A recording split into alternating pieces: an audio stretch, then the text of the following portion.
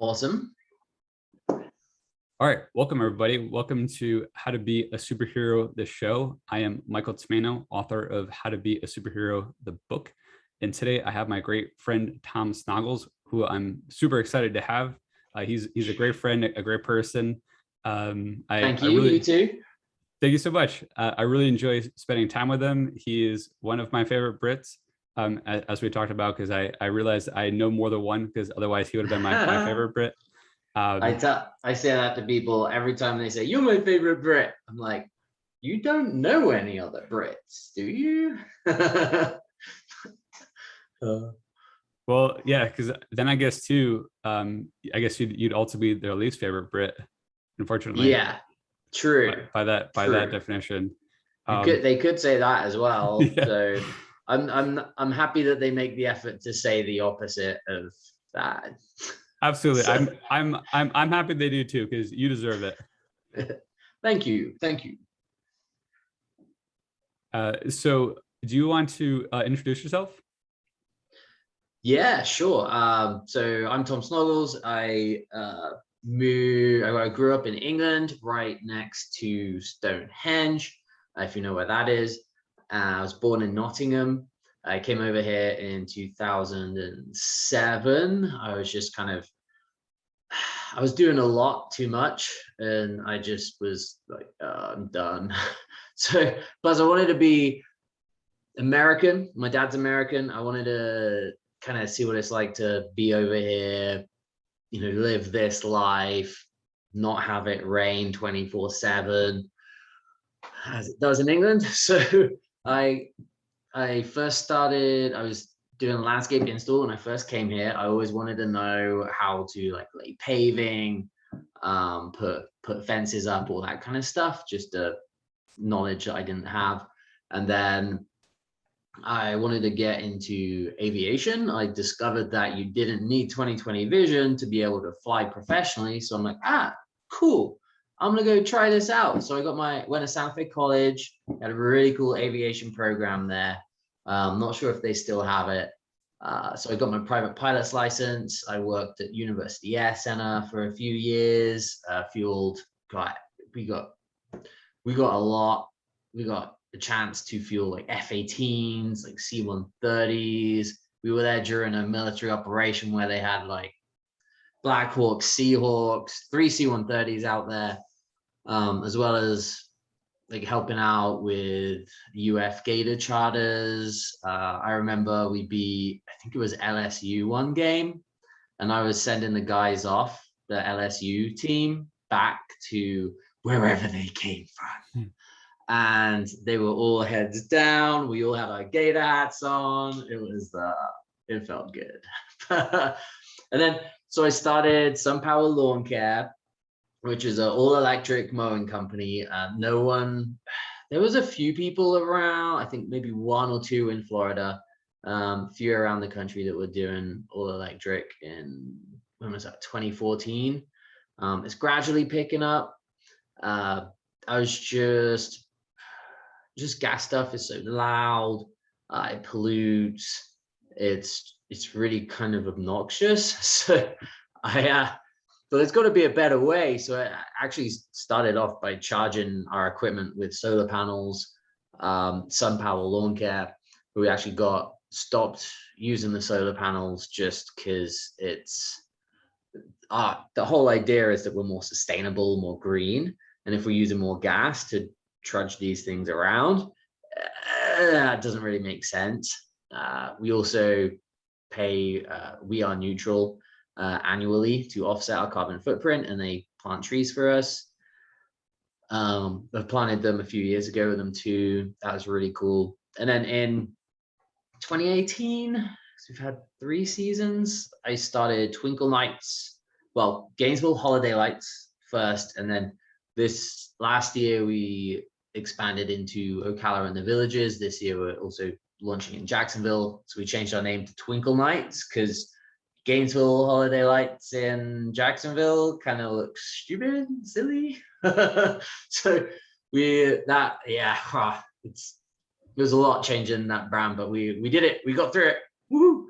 And then Yeah, well, really, we started the light side because I wanted something for our lawn crews to do during the winter instead of just letting them go. There's nothing as bad as having to let someone go because you don't have any work, but you know they're awesome at what they do. And so that's where Twinkle Nights and Hanging Christmas Lights comes in, and it's been awesome. Yeah, I think that was a really brilliant idea to pick something that was seasonal, so that it doesn't blend into the work load for next season too, Well, thank you. for the next landscaping season, and yeah, so it keeps people employed all throughout the year.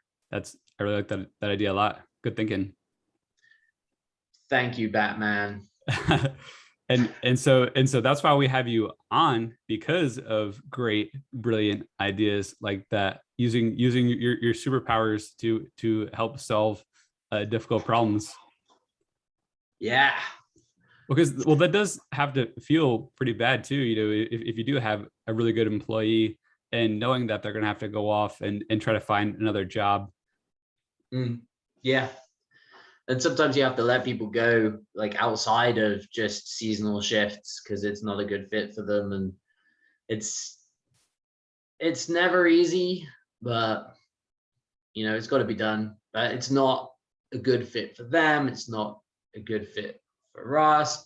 There's something better they can do where they're going to be more satisfied and they're going to do better. So yeah, it's like yeah. Well, so getting into your superpowers, I'll start with naming some of yours, and so that's one thing that I really think is one of your superpowers, is that you're very good at being honest and blunt and not beating around the bush, but also doing it in a really friendly and respectful way. Because you can definitely do that without being friendly. Oh, big time. And that's why I think that people that can be diplomatic about it, I think that's a real skill. Because for me, I have a really hard time.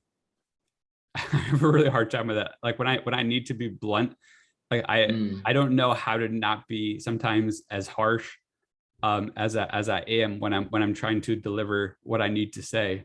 And the fact that you're able to say it with such, because you can say stuff with cheer, and it could be like kind of like devastating, but like you have like the smile on your face, and it's like good natured, and so it just like it really softens the blow. Yeah, I know. I was ambassador for BNI, Business Network International, and we had one guy, Tom Fleming, and he would say things like we weren't producing our numbers, we weren't hitting our goals, or even like just below our goals, our secondary goals. So it was a coming to Jesus moment, and the way he delivered it was like you just said. He's telling us off, but he's happy and cheerful about it. It's funny. I'm like, wait, I feel good about being bad, or I don't know. It's weird. But then with British comedy too, it sometimes American comedy is very like in your face, obvious. British comedy is a bit more subtle. So I may, just be playing around with someone and make fun of them for just to get a bit of a rise, whatnot. And they're sometimes looking at me like, hey, are you making fun of me there? Like, what? I'm not quite sure. But yeah, it's definitely a skill. It's easy to be mean. So just like, because you don't want to annoy people, like work, for example, right?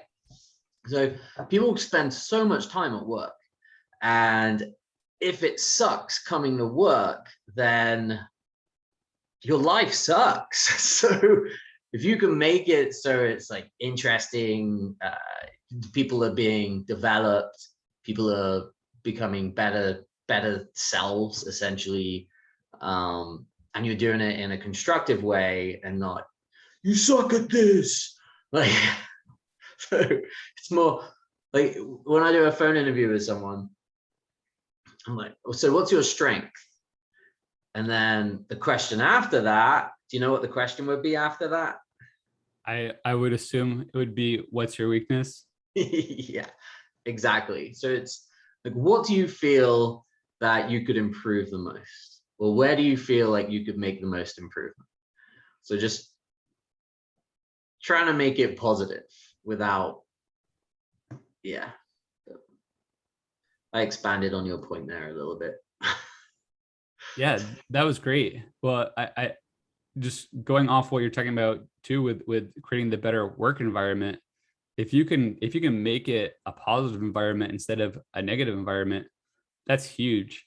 And we were talking about, You can try. we were talking about before too, constructive criticism, and that's what I think you provide. And so you're not just like, oh wow, like you're terrible at the job, like you stink. It's maybe things could be improved here, like this could be improved. And it's Yeah. helpful advice. And maybe it's you know I mean, people could take it personally, but it's really not actually like something that's personal, because it's something that they can like improve. It's not really about them. It's just about like the performance, or like perhaps like some better ways of doing things. Like it's really just a different perspective that's going to add value to them too, and that they could actually take to other places too, or whatever. Yep, it's great So experience. Like if I've got someone interested and they're like, oh man, I'd really like to learn this. Okay, well, what's the course? What's the cost? Okay, I'll cover that. Go on, go learn, be better. Because really, if everyone around you is getting better, you're getting better. It's like the whole a rising tide raises all ships. So well, yeah. it's probably less work that you need to do as well, because like when people are like, when their skill levels are rising, that's hopefully less things that are going wrong, or less things that you have to attend to. Yeah, exactly. I can chase new opportunities, go and focus on hiring, or focus on training, or focus on anything, or go for a vacation, or yeah, you gotta delegate. And I understand that not everyone's gonna get everything right, but when they get it wrong, it's like, okay, what happened? How can we make sure this doesn't happen again? Because doing things, was that the definition of insanity, doing the same thing wrong again and again, or Yeah. something like that? Yeah. Oh yeah, and expecting different results. Yeah, there you go. But sometimes you don't know that things are going wrong until someone points it out to you constructively. Absolutely, because it's so easy for us to kind of get locked in a pattern and be so close to a problem that we don't see it. Yeah, getting lost in the weeds is a lawn term that I've heard a lot. Yeah, I was gonna say that's pretty apt, for Yeah. being a long care company and all that. Were Yeah. you were you saving that to drop that in for today? Well, just when you made that point. You're just like, I got to do it. Yeah. It was great. I enjoyed it. Well, you're welcome. Well, there's differences. If you're to leadership, right? One of my superhero talents, I enjoy building teams, and I just have this desire to lead, and leading's a choice. It's also learned. In my opinion, anyone can lead. You just have to make the decision and the choice to do it. Read books. I got a really good book. Wonder if it'll show up. This is a really good book. I read this all the time. It's seriously great. The art of leadership and war. So anyway, so we're talking about delegating and training people to be better. So they do different tasks, and that gives you the opportunity to get on top of not get lost in the weeds and climb that pine tree and be able to see where we're going. So that's really important. If you're lost in the weeds, then you can literally be zigzagging the whole way to where you want to go. Whereas if you've got someone right at the top of the tree, you can see exactly where you're going and just go straight to that goal. But yeah, I like that. I think I made a point there. Well, it was that was a great example. And I think that, so I actually did have on my list of your superpowers, your leadership ability. And I think that really goes well with what you're talking about, or what we were talking about with how you're able to give constructive criticism and not like, a mean way. Like you're able to say what needs to be done, but not do it in like a mean or like as like a personal attack, because I think that's really what makes a great leader as well. Because, if you were trying to lead your team and you're telling them like how bad they are, they're probably not going to want to work for you. Yeah. Very true. And also, even if they actually stay on the payroll, then they're probably not putting in the amount of work, that they could. And because my dad actually, he said that he actually disliked working for a nice boss more than a bad boss, because when you have a nice boss, you don't want to let them down, so you put in the extra work. Really? Yeah. That's funny. Huh. Because Yeah. if you have a bad boss that you don't really like him or her, and you're not really going to give your all. You're just going to kind of do what's minimum. Yeah. I mean, it depends what you mean by good and what you mean by bad, because your bad is different from my bad. What I see as a bad boss. Interesting. So, yeah. I mean, what are we going off of, like the goals? Are we going off of, how are we measuring that boss is bad? That's true. So I guess there are a lot of different ways to be bad, or good. Yeah. Hey, this goes right back to superheroes. Right. Well, yeah, because you have your superhero leaders. Yeah. Well, so And usually in a team of superheroes, you'll have like Captain America, who I think he was kind of more the leader of that group, right? Marvel, right? yeah. Okay. I'm bad. Yeah, was it because, well, they had Civil War too, where the different leaders couldn't agree, and I think it was Iron Man had like the one group and Captain America had the other group. So I guess it was kind of interesting too to see the different leadership styles. But I haven't seen that movie.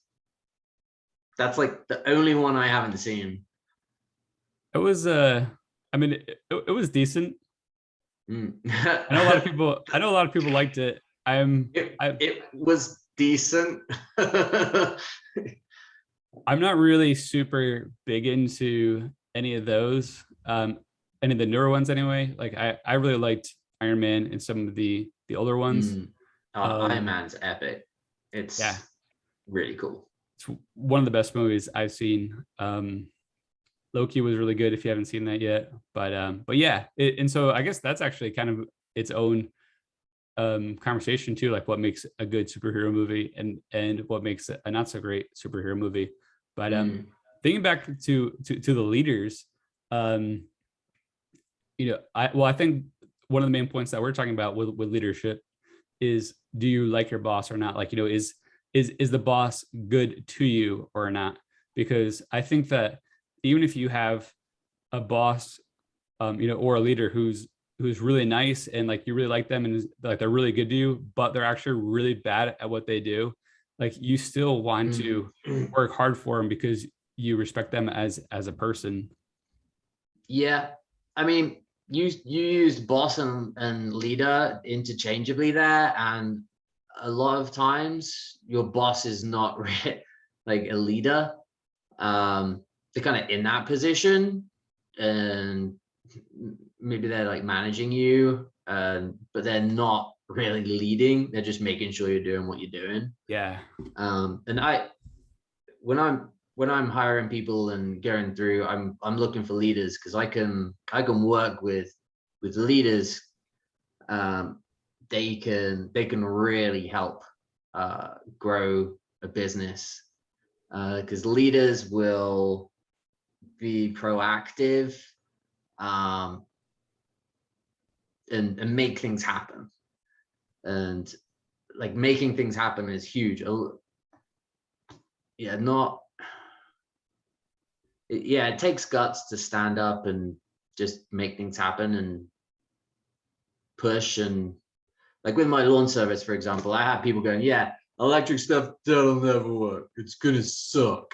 And I'm like, well, that actually gave me more strength and want to keep going. It's like reverse psychology. Maybe they had planned that. I doubt it though. So yeah, it takes guts to stand up and lead.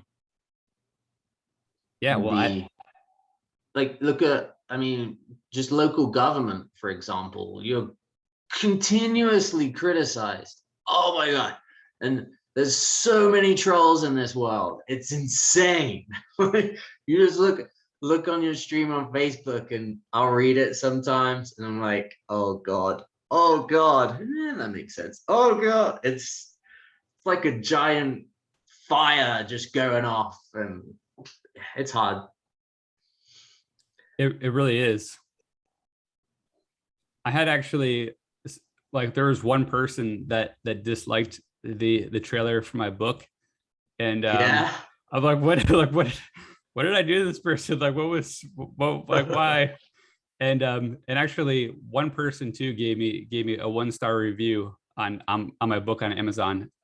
Maybe it's the same person, and but they didn't leave a review, so it's, it's not constructive criticism, so I can't do anything about it. If they really disliked it, that it's not really helping, because they didn't tell me what was wrong. So it's I think it's like 31 or 32 5 stars, and then just one 1 star with no review.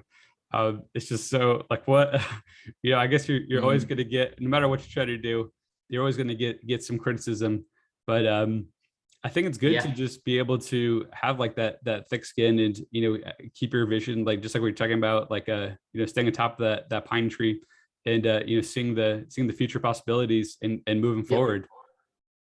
And there's, exactly. And you can also, like, one person, Tiffany, she was on so I was part of Alachua County Emerging Leaders for a couple years. I was on their social chair, so I organized tons of events. And Tiffany was one of the ladies on the board, and I think it was her that said, if you're not at the table, you're on the menu. Huh. Yeah, I was like, oh, that's clever. I like that. Yeah. So if you're not, but like that quote, right? So you accept that if you're not going to be at the table, talking about these things, you kind of have to accept what happens to you.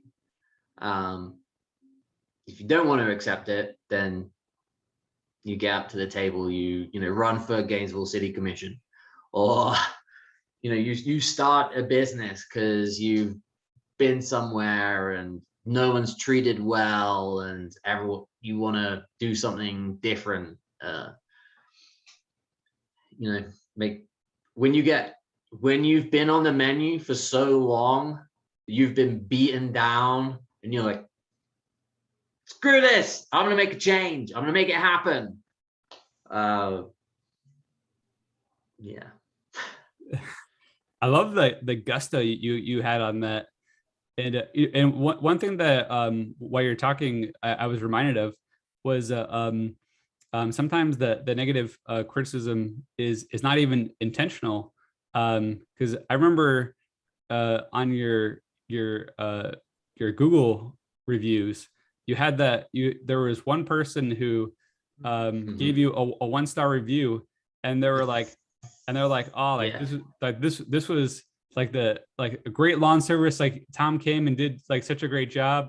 And I responded to him. I was like, wait a second, if you really enjoyed, your experience with Tom, why did you give him 1 star? And Yeah. and he ended up fixing it. So sometimes people just mess up.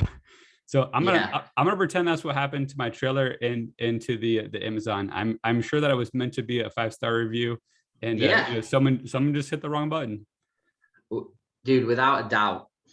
Like because I ordered your book a couple years ago, and well, when it first came out for my nephew, who no chance of reading. I think it was he may have been 1 years old at that time. He's now 2.5, but it's there ready for him to read and work on. So, Well, thank you so much. yeah, no worries, no worries. Cool. Well, I think we covered leadership pretty well, and Yeah. I really like that too concept of if you're not at the table, like you're the meal, and Yeah. and so that's what I really like too about going out and doing my own projects. Not having to like just being able to be free to pick what meals I want and not really have to be under anybody else's foot, so to speak. Yeah. I mean, it is easier, just to kind of skate by. Well, it depends. It depends on your personality too. Because I mean, there's pros and cons to each. Because going off on your own, is definitely a little bit more scary. But that's it also has the benefits of you get to like really have anything that you want. You know what I mean? Like you can pretty much do anything that you want. Yeah, you can be the change you want to see in the world. Yeah. Yeah. Cool. So along before, because I want to make sure I don't forget this one story. Because this goes to back to how personable I think you are. And so I want to talk about the first time that I met you. And so so I was pretty new to Gainesville, in Gainesville, Florida, and I didn't really know a lot of people. And there was a meetup group called Gainesville Young Professionals. I was like, well, I'll give it a shot. And I'm pretty introverted, and so It for didn't me, seem like it. yeah. So I get that a lot. Everyone's like, "You an introvert?" Like, no way. And I'm like, I don't know how you don't see it, but yeah, I am a little bit introverted, to say the least.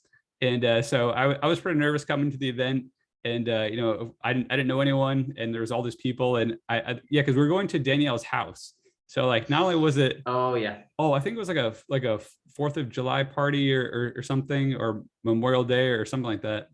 Yeah, I can't remember. Some kind of big party. But so I think that I was like thinking that it was going to be an outside thing, so it wouldn't be like I could just show up to someone's like backyard and everything would be great. But I had to like go into her house. I'm just like walking into a complete stranger's house, and I'm like, hey, It was everybody. busy. I Yeah, remember that party. It was super busy. There was like about 20 people there. 25 maybe. I think at least 25. Yeah. Yeah, it was packed. Yep. Danielle did a really good job when she was putting events together. Absolutely. Fantastic job. So what did you notice about the event? Like what stood out? I mean, everyone in that group, has been really welcoming in the past. So like what stood out? Why'd you keep coming back? Well, so I want to get to my first encounter with you, because that's really what kicked everything off. So I went in the house, and I was of course eager to get outside as soon as possible, because having like all these like people around me that I didn't know, and like being in someone's house, I was like, I think I'll start outside first. And I think somehow I knew that you were doing like the stadium runs. I think I must have seen that you had meetups posted on it, and Oh yeah. I asked someone about like the stadium runs, and they pointed to you, and so I walked over, and you were at the grill, and um, I was I was really nervous, and I was like, just like, hey, like so you do the stadium stuff or whatever whatever I said. I'm sure Like, yeah, man. I'm sure it was pretty awkward, and you were so inviting and warm. And I remember you talking to me about irrigation, and I don't know why that stood out in my mind, but you were immediately so welcoming to like this random dude that just like came up to you, out of nowhere. And I mean, I'm sure you knew that there would be people that you'd be meeting that you didn't know, but still, like the fact that you were so welcoming, right off the bat, and help make me feel comfortable. Like it really set the kind of like the precedence, like for the rest of the party. Like it really it put my nerves at ease for the future interactions at the party. And then I ended up meeting so many people there. And we even had like that big ring of chairs outside where we're all like talking and like sharing stories and all that good stuff. And it was just such a positive experience. And that's what really led to me going to a lot more events, and just getting to meet a lot of people, and a lot of really, really cool people. And so, I really appreciate you being so welcoming, because you could have easily kind of like brushed me off or whatever, Yeah, there's definitely people out there who would have, brushed you off. I feel like some people in that group kind of know each other. Some people at that event like know each other really well, whereas most don't. So everyone's a little bit on edge. But yeah, I was one of the organizers, so it's kind of, you want people to have fun and enjoy it, and come to more events and do cool stuff. But yeah, you're welcome. I'm glad you had a good time. Yeah, well, I mean, I think that that's a big part of your personality in general. I think, well, because I've seen you interacting with other people as well, where you're really warm and inviting.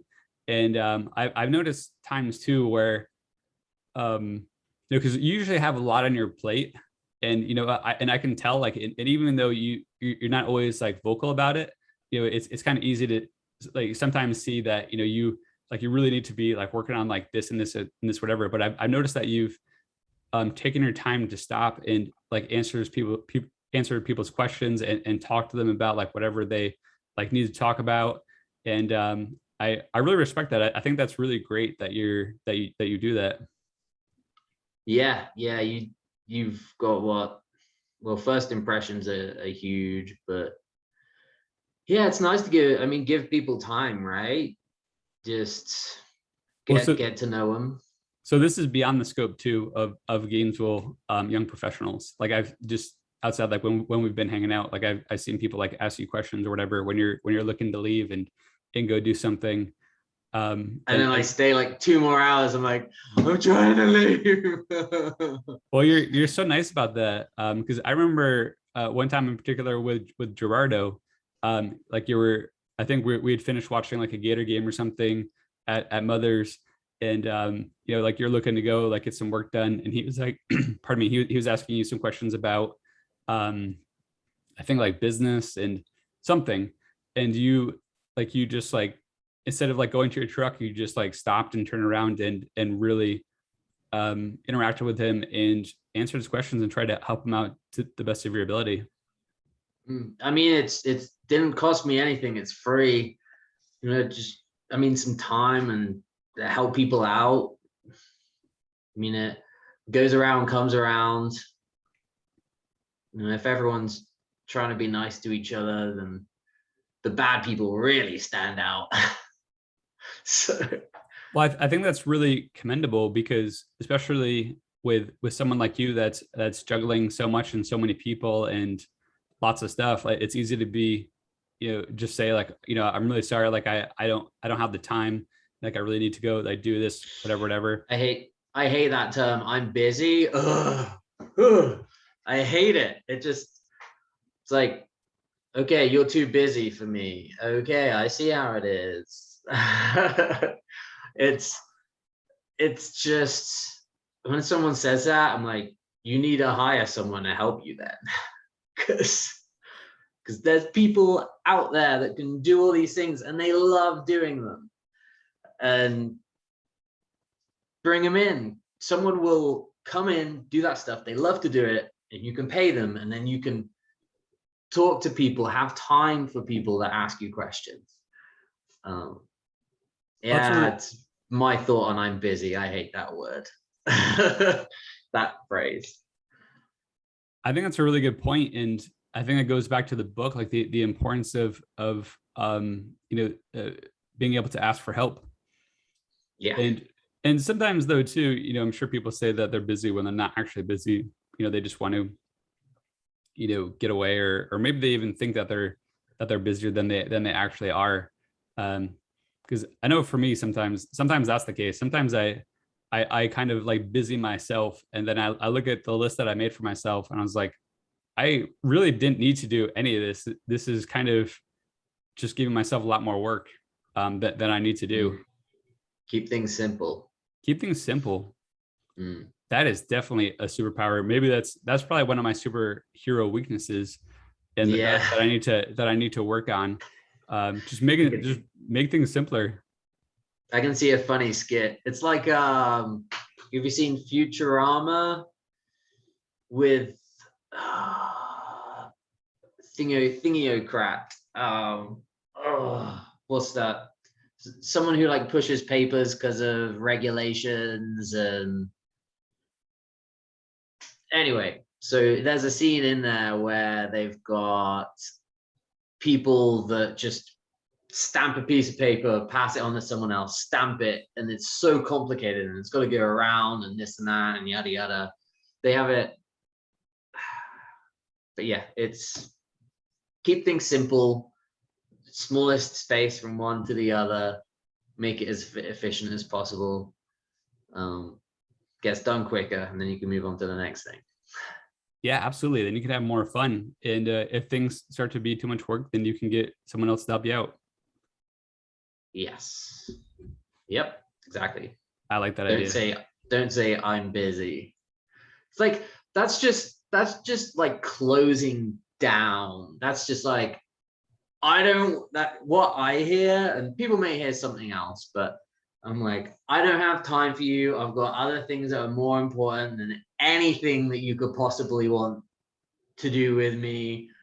I'm like, instead of saying I'm busy, it's like, can we do this on a different day, or keep things going forward instead of just putting that wall up there. I like that a lot, because now you have me thinking about the times that I say that I'm busy when maybe I wasn't as busy as I thought. It's like saying I don't want to do that. No. That's very true. That's good. And so this is I really like how real you are about stuff. And so this goes back to the whole honesty bit, which I really appreciate. Like you kind of just like even like what you're talking about with the weeds, you kind of blast through those weeds. You don't, with a weed eater. Yeah. I like it. Like you don't let them get in your way. Like you just go through. That's great. Or if those weeds are made of stone, find another way around. And it's not easy. You set these lofty goals. Like, I've never run or start or grown a business to be in 3 separate locations. I have no idea what I'm doing, but I'm figuring it out. And I'm asking for help when I need to, and trying to, like, I've got to do a company meeting when I get back. So I'm in Colorado now. when I get back to Gainesville in a week and a half, just go over the plan and bring everyone together and explain the vision that I have. But the difficulty I have is I've got this vision and I want to inspire people to kind of be on board, row the same way, row the boat the same way. But yeah, everyone's got voices in their head. How should I deliver this? This is my vision. This isn't their vision. Like, why should they listen to me? Like, everyone's got these voices, right?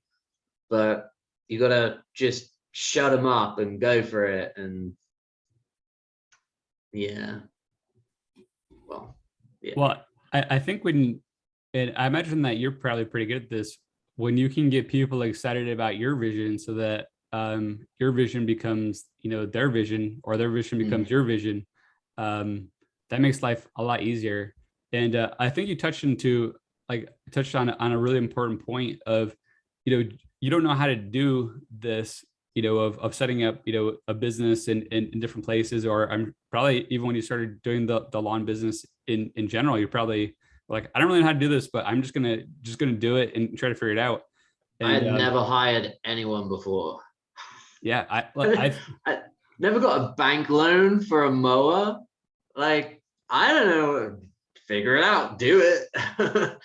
Yeah, well, taking that first step to get into the arena, and just like you mentioned, like even with the critics, in the stands or whatever, kind of talking you down, yeah, just being able to push forward and really realizing, or at least trying to give like a fair go. I think that alone is really a great example of courage, and especially the courage with the definition of that courage isn't the absence of fear, it's being afraid and acting anyway. And so you had something, you had a dream, an idea in mind, and you pushed through the slings and arrows, so to speak, and gave it a whirl. And I just figured you'd adjust, because I know for me, like even starting this show, I was like, well, I need to have this in gear. What if this goes wrong? Like, what if people don't like this or that? Or what if this doesn't work out? And finally I was like, you know what? If I don't just do it, like throw myself like into the ring, like it's not going to get done. I can take feedback and improve things. You've already given me some wonderful feedback. And so things are going to get better, like nothing is like set in stone.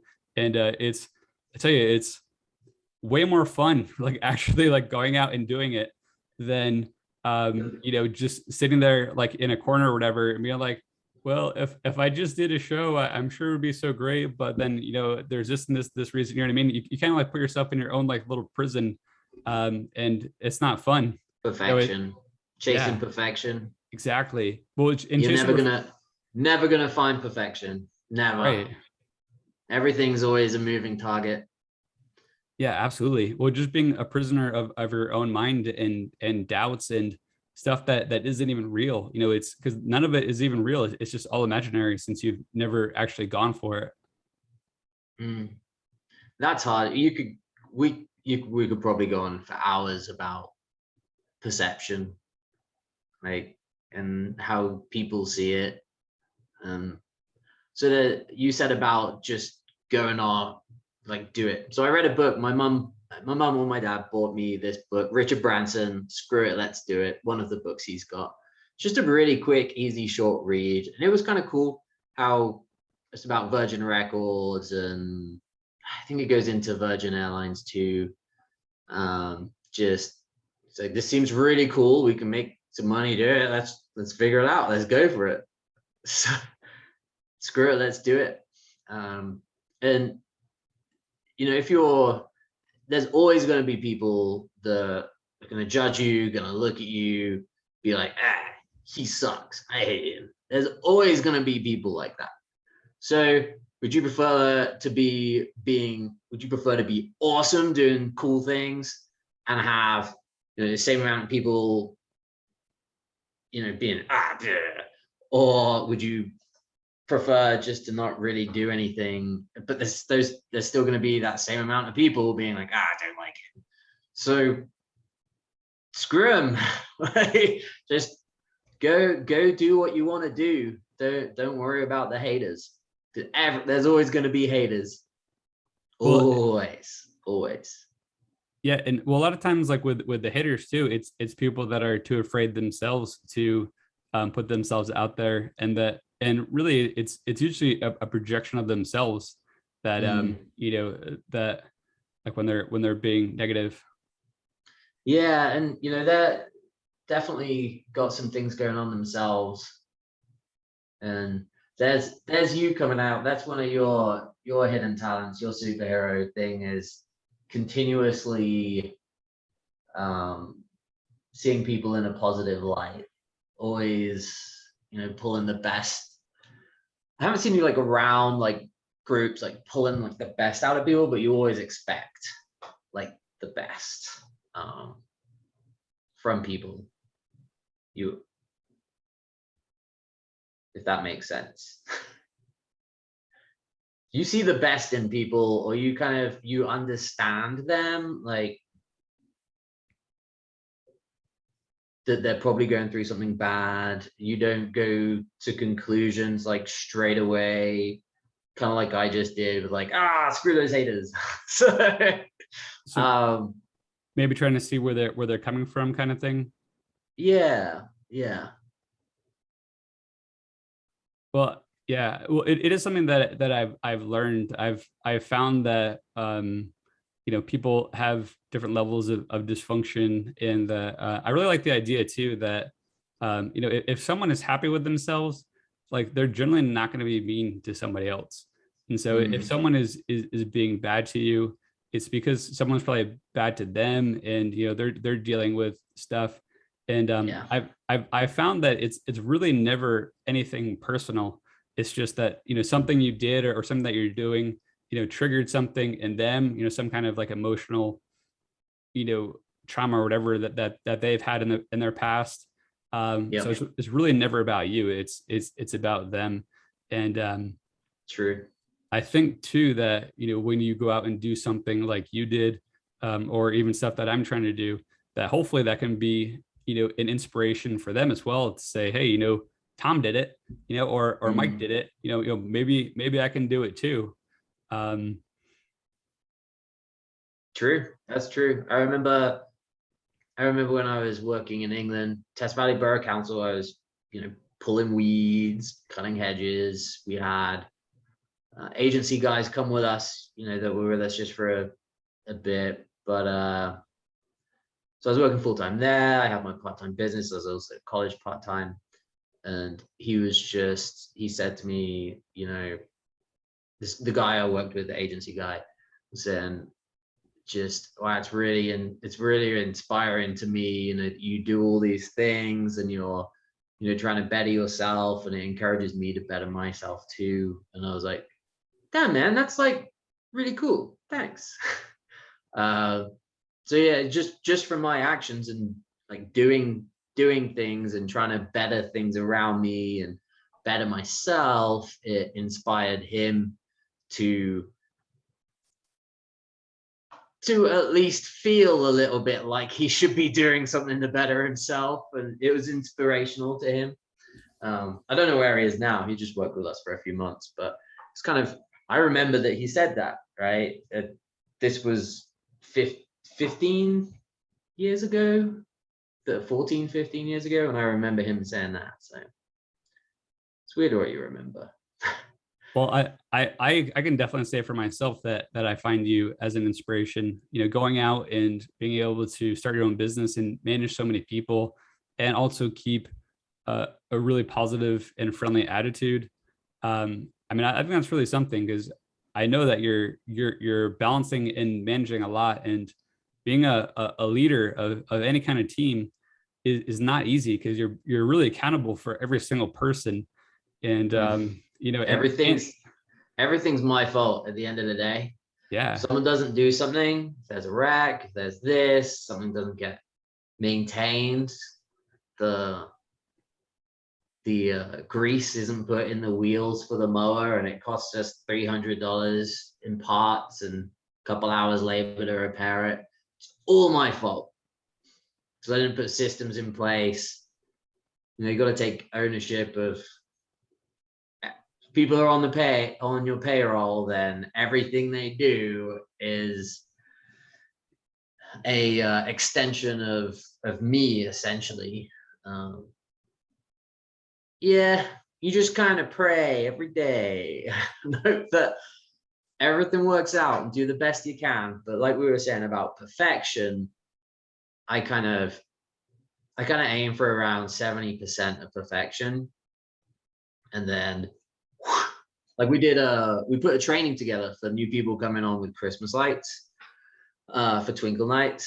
And because there's like a lot to learn, and it's nice that they have some kind of base level before they come in and do a physical training. So we put a training together. It could be better, but it works. There's 3 of us who put it all together, and it's a project. It's not 100%. It's probably like 70% finished now. We've still got more videos, but we can send people into it, get some feedback, and then develop it. It's, yeah, nothing's going to be perfect before you unleash it onto society. So Absolutely. And you made me think too that I think that it's important, even when you're doing the client's jobs, not to, I mean, you want to do the best job you can, but not like go too crazy about trying to be perfect. Because I know sometimes for me, I really want like to do a good job for my clients, and there's definitely been times where I actually want to do more work and to make it more perfect. I'm like, no, I really like it. I'm like, but it could be so much better. And they're like, feel like it's fine. I'm like, well, you know what I mean? Having to just let it go a little bit. yeah. And really, because really it's more about like what the client, making the client happy and the client enjoying the experience and all that than even necessarily the work that's being done. Yeah. And like if you're just skating by, if something goes wrong, it's not good, right? Like you're not trying to achieve anything. And man, people that are just trying to skate by, yeah, I don't have any positions for them at the moment in my business. But people that want to achieve, and so I'm kind of talking about forgiveness here. If someone's committed, if they do everything they're supposed to, they're proactive, conscientious, try to do their best, when something goes wrong, something's always going to go wrong, it's way easier to forgive them than someone that's just skating by, 5 minutes late every day, always the first one back in the truck on each job, and lets everyone else finish. It's, do your part. Yeah. I think it's a really great point. Because I've found, even for myself, like with the game teams that I've had, I've had some people that were really skilled, but they couldn't take any kind of direction, and they were really slow to turn things out. And I had this one guy who wanted to join, and his work was absolutely awful. And but I could see that like he really cared about improving. He was really listening. He's putting in the effort. So I actually had to let one of the most skilled guys go because he couldn't take any direction, and I couldn't really get anything I couldn't get anything usable out of him anyway. And Wow. but the guy that was putting in all the effort, he actually ended up creating some of the best maps for the game. Nice. And there's that. It's one thing I look for when I'm interviewing people is just that a bit of a fire, something, or some smoke, maybe. They really want to do this thing. Like, I'll call people up and they're like, yeah, well, oh yeah, oh yeah. I'm like, dude, do you have a clue about life? It's, but then there's also, you work with people, but you said you had to let someone go. Like it's hard to know when to let someone go when it's not working out. It's not the easiest thing to do, and it sucks because especially if you like know them and have been working with them for a while. But life changes, life goes on. You most likely you'll both move on to bigger and better things where you can both grow. Absolutely. So yeah, I mean, I think oftentimes like if their heart isn't really into it, then it's really kind of better off for both of you. Like it might sting a little bit, especially for them at first, but I mean, maybe it's even a wake-up call to them saying, hey, like, maybe I need to get myself in gear a little bit. Yeah, exactly. All right, cool. I want to talk about one more of your superpowers because there's a lot and we could go on for a long time because you're such Damn, that's cool, man. I like being a superhero. You are, absolutely. You're definitely a superhero to me. Thank you. So one of the things that I really like is how you're very into training your body and your mind. So we talked about how we used to do stadiums before, and we also played soccer together, and I think it's great how you are so into keeping in shape and staying athletic. Yeah, well, being a superhero, you have to be prepared at all times. So it's important to stay fit, stay healthy. I am definitely not perfect. I'm not perfect at anything. I'm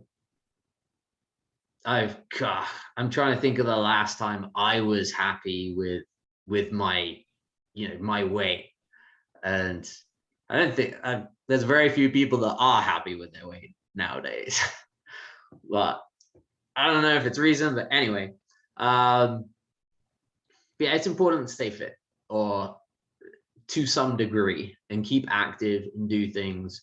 You'll think clearer. It's you just got to get up and do it. I always find like the best points in my life that I've like been successfully like working out, hitting my like peak training goals or whatever, is when I had a team. So the soccer team, you have to show up. You're letting all these people down if you don't show up. Like you have to. You don't have a choice. So there's that, and then working out. My buddy Richard, we'd always go to Games for Health and Fitness together, like every 3 times a week or something ridiculous. Right? Yeah, like 3 times a week. And then when I was in England, me and my buddy Luke, we'd do kickboxing, and we go 3 times a week. We did that for 6 months, and I ran. I also played soccer. Oh my God, like I was insane toned. Yeah, not anymore. But you think clearer when you're at. You think way clearer. It's I don't know if the blood flow, your heart's like strong. You can breathe better. You get your blood's flowing better. There's more oxygen everywhere. You can think clearer, make better decisions. So it's important to continuously do something to stay healthy and fit. I agree. And I think it makes life a lot better. And the great thing about sports is that you get the exercise without without like, just having to like run around in circles or whatever, it makes it a lot easier to get out and get moving. And you get a lot of socializing in, and there's a lot going on. There's a lot of teamwork. So you have to learn how to work with people. Some people don't always actually do that, but I think that's really the difference, I think, between the good teams and the not so good teams is, that teamwork. Our soccer team definitely helped me with work. Interesting. With building a team, just even seeing how Martin coaches and how he interacts with people. It gives me another like example of how I can approach situations, and how he gets people together, and how he gets them invested, and seeing someone else who's leading another organization, it really kind of helps have another viewpoint. Yeah, I think Martin's a great coach. I think he does a great job. Yeah, he's fantastic. He makes it a lot of fun.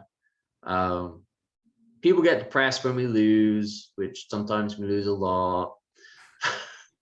But as long as we're out there having fun, then I mean, at the end of the day, we're out there Sunday morning kicking the ball around, exercising. So win or lose, it's just perception, right? That ball went between those two posts, and we decided that means it's a goal. Yeah, absolutely. That just even getting out onto the battlefield, so to speak. Anyway, I guess it goes back to the, even just like the arena we were talking about with, going out and trying to be a leader and trying new things. It's kind of the same way with the sports, because you are kind of putting yourself out there and being a little vulnerable. And there's definitely people that aren't necessarily going to like you, especially potentially people on their team. So yeah, we've got a really good team. Everyone likes everyone on our team. That's awesome. Well, there's a couple. There's Oliver. We're always going back and forth, but it's all fun and games. And I'll feel nervous. So usually the first couple games that we go out and play, I am so nervous. When they blow the whistle, someone passes a ball to me, I'm like, oh God, what do I do again? But every game I'm a little bit nervous, but that's a good sign to me.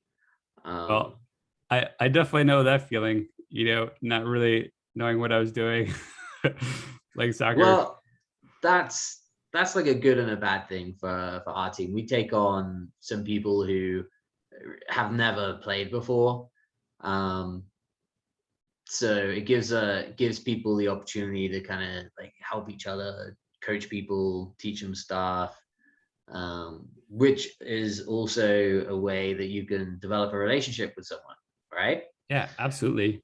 If everyone was perfect, then 70% perfect, then it would be kind of more competitive within the team, and less more of a like coachable kind of fun environment. No one takes things too seriously. So we're in the bottom league, right? There's 3 leagues. We're the bottom one. If we're at the top one, it would not be nearly as fun. If we were in the top, like playing a game, and I'd probably break a leg. Yeah, because there's a lot more pressure to try to be the best. Yep, exactly. And I guess really, if everyone was perfect, that actually probably make things like pretty boring anyway. Yeah, because then you keep winning all the time, and maybe that sounds like it'd be fun, but it would get boring because you wouldn't have any challenge. Like it would get old pretty quickly. well, you can't have, what is it? You can't have good without evil, or you can't have bad without good, or good without bad. Yeah. And well, when you don't have challenge, then you get bored. Yeah. And so you may think that because you're coaching someone who's not, doesn't know how to play as well as you may, that you're not being challenged. And it really depends what you want, because I'm challenged a lot during the week, and I'm fine with going out and coaching and helping someone on a Sunday and teaching them what I know. Yeah, that's why there's a B, and a C league. Well, I definitely appreciate all the help that you've given me, and I definitely miss playing on the team. I just really didn't want to go like a half hour across town at, Yeah. to Is that try. why? It's not because you're busy, is it? It's definitely not because, well, it's because I'm busy sleeping. Yeah. Some of the games where we've got to be there at 7 a.m. or 7:30 or something. But it's all good. On a Sunday morning, that doesn't seem that appealing, but it feels great. After the game's over, go have brunch and fall asleep. Well, it wouldn't be so like it was okay like when they're at Forest Park, but when they moved him to Fred Cone, which is like a half hour away, and so it's, I would have to get up at like 6 in the morning on a Sunday, like that. My body does not appreciate that. Well, because Man, there's that, really? and then there's ultimate frisbee, and then ultimate frisbee is at 2. And I remember sometimes like complaining about ultimate frisbee being at 2. I'm like, oh man, like I want to be lazy, like it's so early in the afternoon, I got to get ready for 2, like. Oh, used to I used to start 4:30 a.m. to Wow, fuel the regional jets at Gainesville Airport. that's hardcore. Yeah, yeah. So I'm like, like I'm here, Colorado. My guys start 7:30. So that's 5:30. So my alarm's at like 4:45, 5. Um, do what you gotta do, man. I wish I was that way because I want to get up at 4 and get going, but my body disagrees. You're just kind of, your arms are like this, and Yeah, you're like just like grabbing this side of your bed to try and bite it and drag yourself out. man, some of those days when we had those 8 a.m. games, because we once in a while had those 11 a.m. games, and I noticed that my performance, like for the 8 a.m. games versus the 11 a.m. games, was significantly different. Like I was way better during the 11 a.m. games. So my body is just like, awake at 8 It a.m. was, Like it's still in sleep mode, and it's like, why are you trying to do sprints? Like we want to go to bed. yeah, when the game's 11, sorry, at 8, it can, you're more likely to get there a few minutes before the game instead of 30 minutes to really warm up. So then the game becomes your warm up, and you suck for the first half. So that's, yeah. Luckily, we've got unlimited subs, so that is amazing. Yeah, I guess that's just kind of how it goes. Yeah, I've definitely had the same thing with frisbee, and frisbee is also really fun too. I'm actually a lot better at ultimate than I am at soccer. Soccer was kind of Mm. a new sport for me, and frisbee was too, but at least it's a lot more like football than soccer. Yeah. So I'm curious. For my superpowers, I put Dreamer down. Um, I had leader, like team building, which we went into a lot of detail. Was fantastic, and Dreamer. So thinking like maybe vision. Yeah, visionary. Yeah, like future teller. It's like that. Have you seen that one? The South Park superhero. No. The His name's Hindsight. So he comes. So something terrible happens. He flies down. He goes, well, if you had done this, this, and this, it wouldn't have happened. And then he flies off. It's like, it's ridiculous. I'll have to check it out. Hindsight is 2020, right? But yeah, being able to kind of have a vision of how the future should and will be, and then like creating it or trying to, yeah, like, because you're not necessarily going to hit it like with some power. I didn't go like I didn't go probably 30% as far with that as I had hoped, I had envisioned. But you're not going to win everything. Well, yeah, It's it's a lot better than zero if you hadn't tried at all. yeah, true that. True that. Yeah, I would definitely say that's a superpower. Well, being able to really identify a dream that's exciting to you or a vision that's exciting to you, and putting the steps to make it a reality. Mm. Yeah, there's that. So you don't use the words can't, won't, unable, busy. um, it's how. All right, we're gonna do this. Oh, we can't do that. But then it's just like blank, closed off, right? It's like, okay, how? How are we gonna do this? Um, what are the barriers? How are we gonna get around these things? Um, and it's kind of so water follows the path of least resistance,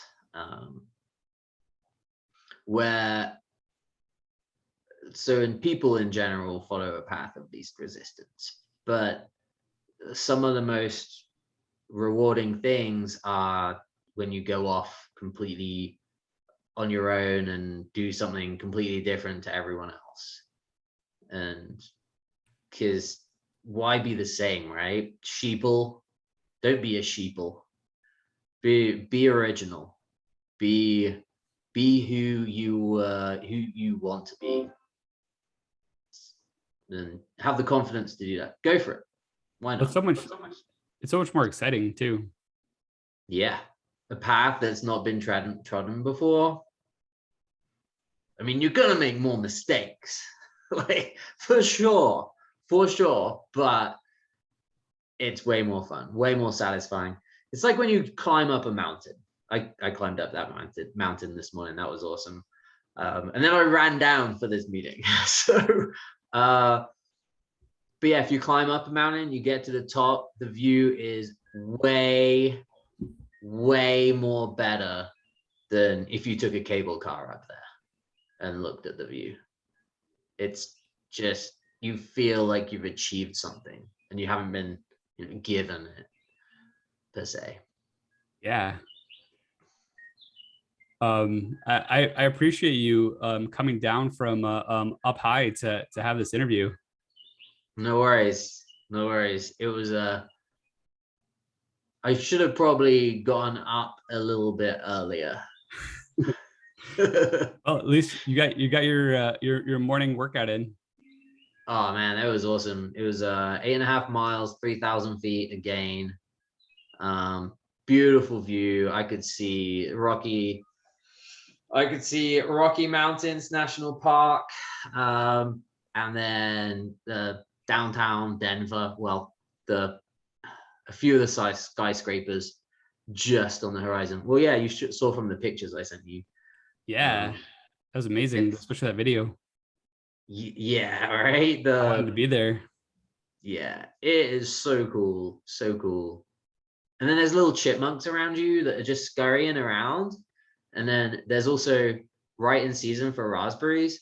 So I was just like grazing and pulling raspberries off of raspberry bushes, and that was my snack on the way up. Wow, that's amazing. So It was really cool. you had like your nature dinner, and you had like your little like forest animal friends, and we're just kind of Yeah, like bonded with nature. the original Dr. Doodle right here, man. Well, thank you so much for leaving all that so you could throw a monitor in your face and get on a Zoom call. Oh yeah, no worries, no worries. I was just going up because I'm leaving, and when I went up before, it was all smoky around, so I couldn't see any views. I've been up there twice already in the last couple of weeks, and just the California fire smoke has cleared out because it was covering all of Colorado. So that's cleared out. So I wanted to go up there to get a view of everything, and I could see, God, everything. It's pretty awesome. Well, I think that's so. I think that's like a recurring theme too, that you're, just going out and trying all these different things. climbing up mountains, exploring different parts of the United States and really, I guess, the world. I So like a challenge. yeah, Yeah, you've got one life. We're the youngest now we'll ever be. There's like this phrase, like Romans tended to live by it a lot, and that's like live with death in mind. So you're not going to live forever. Our time on this earth is finite, so let's do things, let's challenge ourselves, let's not be on our deathbeds going, I wish I could have done this. right. Bust out of our mental prisons. Yeah. We're all in a prison to some degree. Perception. Yeah, that's, as you mentioned before, that's its own episode for sure. Which I think would be great to have someday, maybe even as like a panel or something, because it's really important stuff. It's just not something that sounds cool. You drop in a few minutes. Yeah, you should do that. You should definitely do that, and like different angles. So one superhero could be the power to change perception. Superhero power, that would be crazy. That's more intense than changing how you see things, like holograms. Essentially, it's more powerful for that, because perception is everything. For sure. It is so interesting how you can take something, that's the same. It's like the same thing. It's not changing, but just the way you look at it, can either make you really happy or really upset. It's crazy. Yeah, like some people love spiders, some people love rats. Most people don't love rats or spiders at all. So that's very true. And for me, it would actually help change my perception of spiders is realizing about that they're eating all the bugs that I really don't want in the house, like the cockroaches and mosquitoes and all that good stuff. It's been nice not to see cockroaches everywhere since I've been out of Gainesville, in Virginia and Colorado. I'm lucky that I don't see them often, but it's probably because I like the spiders. My perception of spiders changed, and I do see a spider once in a while, but I'm seeing a spider and not seeing a cockroach. Yeah. So that to me is a big win. Yeah. I hate bugs. Yeah. All right. So are there any other superpowers that you wanted to mention? No, just like the leader and a dreamer. And yeah, thank you for saying courageous. I do like that. Well, and I think it's true too. And I think you can see it like like talked about with sports, with a business, with even your relaxing, even with games of word of mouth, being a leader, for that. I Gainesville think Young Professionals. Gainesville Young Professionals, right? Yeah. And then Sal, it's nice to be connected and involved with organizations, community, and people around. It was kind of a half, right? So it was for business, and then also personally. And I've met like a lot of great people and made a lot of great friends. Like literally my best friends now. How did I meet him? Now, that was college days partying, but my other best friends are from Business Network International and Alachua County Emerging Leaders and Gainesville Young Professionals. That's how I've met all my really good friends now. So yeah, it's good to get out. But It is. at the same time, it's also nice to cower away and recharge. Absolutely. Yeah. always important to recharge your superpower, so to speak. Yeah, yeah. Like some people, they just need the sun like hitting their hair and it recharges them. Uh, Or Other people, in other people's cases, their heads, a solar panel. right? Other people, not necessarily their hair, right? Yeah. Well, yeah, you've got a solar panel, so I do, I do. that's probably more efficient. Yeah, it is. I don't. I have less of the hair to get in the way of the charging process. Yeah. Yeah. At least you don't have to wash your hair or pay for haircuts. Oh, this is the best. I think it's the best thing that I've ever done. Probably so easy to So manage. I never have bedhead. It's great. yeah, that's true. Oh, my hair gets really greasy after a day, and I'm like, bugger. But so what other superpowers do you have? You have other people said that you have? That people have said that I have. Yeah. Um, so I mainly I think you kind of touched on it earlier. People say that I kind of bring brightness into like the situation or into people's lives. And Mm. so I'm curious to hear from you what superpowers you think I have.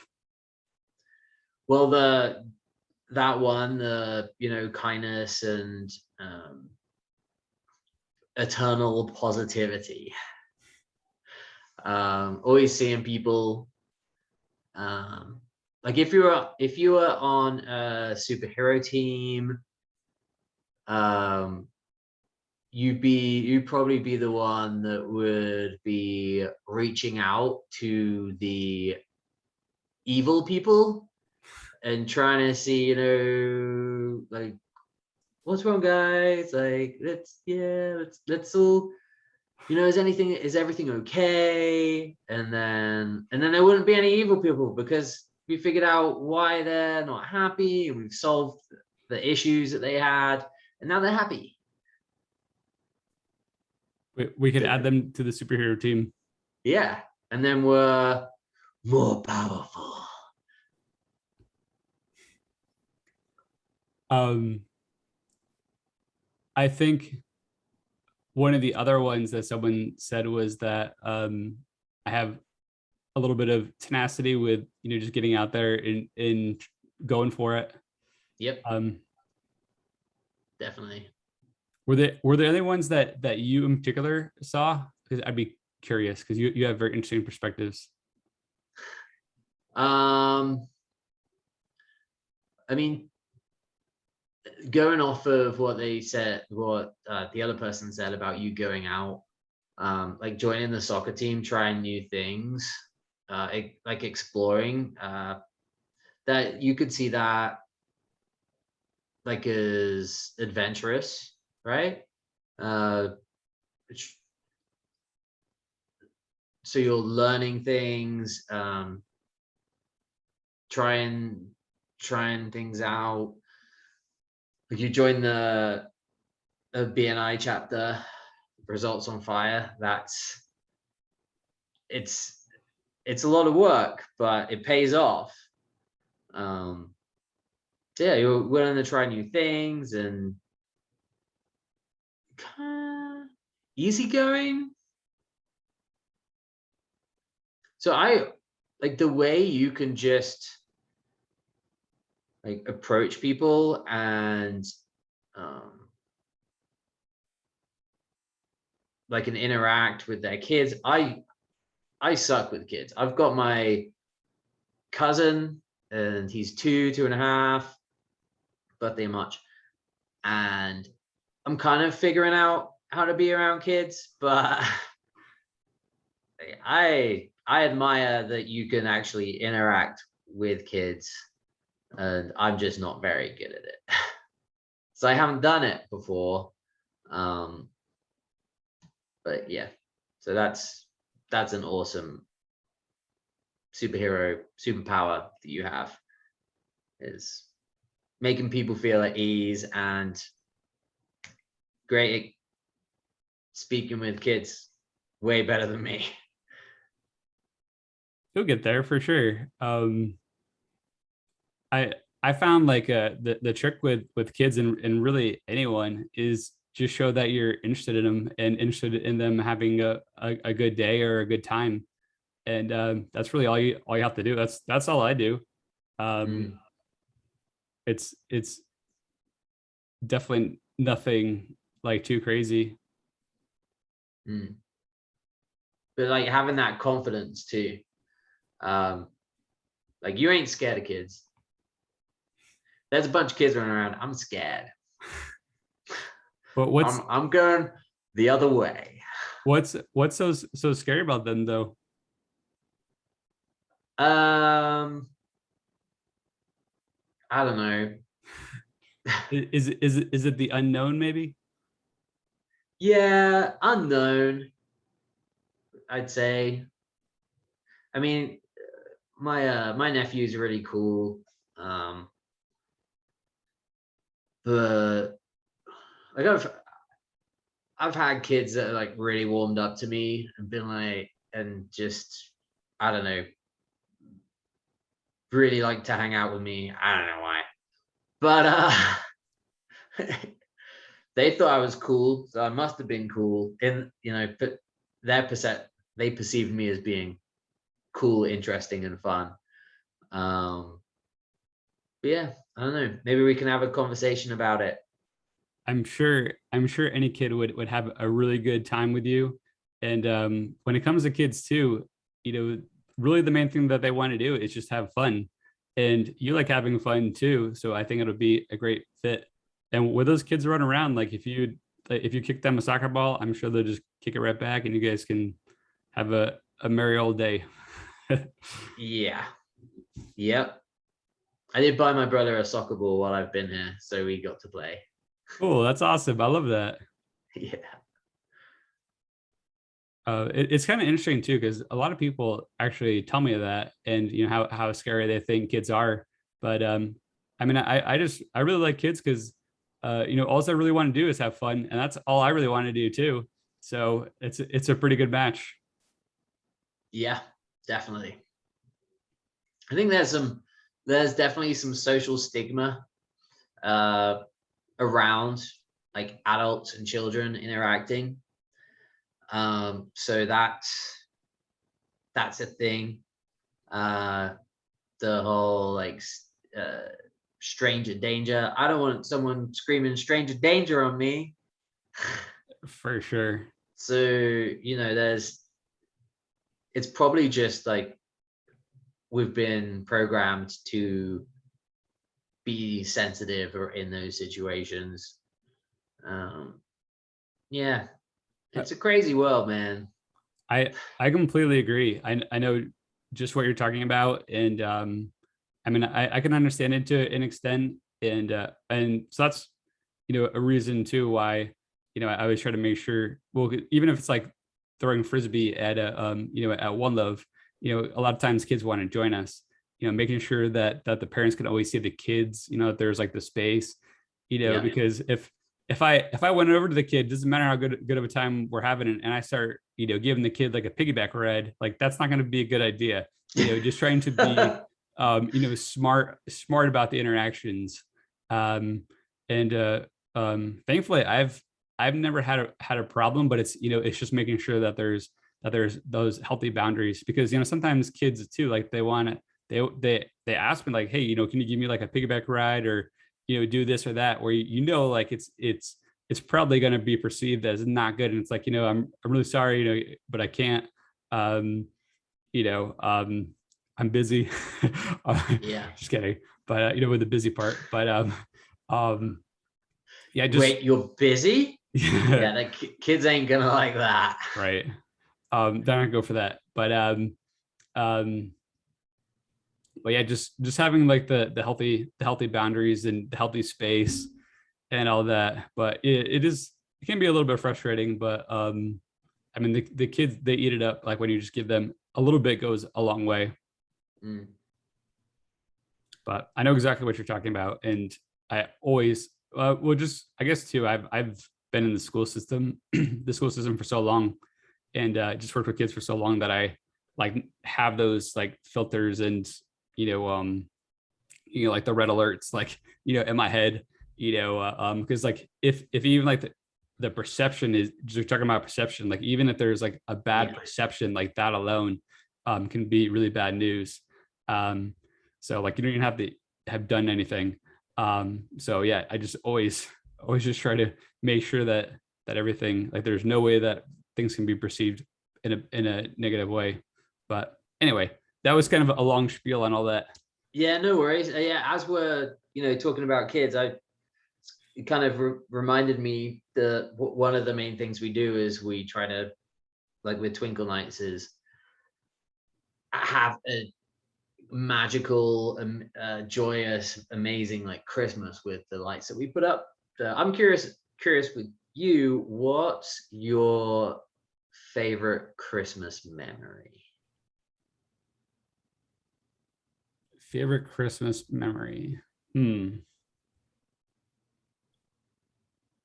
So for me, my Christmases actually weren't, for the most part, a lot of fun because I'm from upstate New York. And so during Christmas is when it was the coldest, well, a part of the coldest part of the year. So everything was like frozen outside. Um, so which wasn't my favorite. I was way more a fan of the summer holidays when things were actually thawed and I could Yeah. go and run around outside. You didn't like playing in the snow? Not that much. Like when I was younger, I really liked going skiing and such. But Yeah. I think it was actually after I took a trip to Florida and we went to Disney World that ever since I came down here, I think I just got used to the heat and enjoyed being warm. And when I went back to New York, when it got cold, I was just really miserable. Have you ever been to Disney during Christmas? No, I haven't. That's really cool. They have some amazing stuff. Even just so I'm into decorations, right? Obviously. Decorating for Christmas, and just even the like garland and the wreaths, and I went kind of to figure out how they attach things and hide it and different kind of design ideas. But it was really cool. It's very well done. I imagine I imagine they don't skimp too much on that. No, I know how much some of those trees are that they put up, and yeah, they ain't skimping at all. I'll have to take a trip down there sometime. That sounds really neat. Yeah, we'll go. Let's do like a I don't know, GYP or thingy event, and we can like have a few peeps go down there. Yeah, that sounds awesome. Yeah, sweet planning events. Yeah, I like it. Yeah. And so before we head out, I have one more question for you, and that is, do you have any tips for any of the budding superheroes? I really like, because you kind of taught me it, and I know it, but yeah, sometimes forget that when people are having a bad day, they may not be as nice as they usually are. Doesn't mean they're a terrible person. Uh, you know, don't let that get to you. Don't let things get to you. Keep driving on, drilling on, doing what you want to do, hitting your goals, setting your goals. That always helps too. But yeah, just I mean, goal setting is huge, right? If you don't have any goals, it's like a target. If you are shooting an arrow at a target, you're a lot more likely to hit it if there's actually a target in front of you.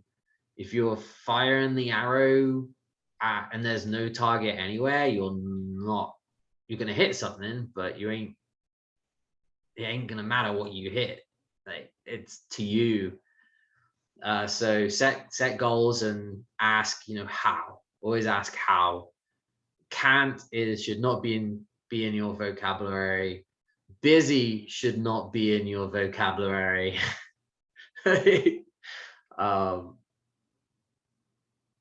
yeah, that's my advice. Awesome. I think that's really solid advice. Thank you. Thanks for having me on the show. Much appreciated. Yeah, thank you so much for coming on. Always an extreme pleasure talking to you and getting to interact with you. And you're, as I said before, you're a great human being. So yeah, thank you so much. All right. You're welcome. Thank you. You're great too, Mike. Thank you so much. And thank you so much, audience, for tuning in. I hope you all have a great day and a great every day. And have a good one. All right. Take care. Bye.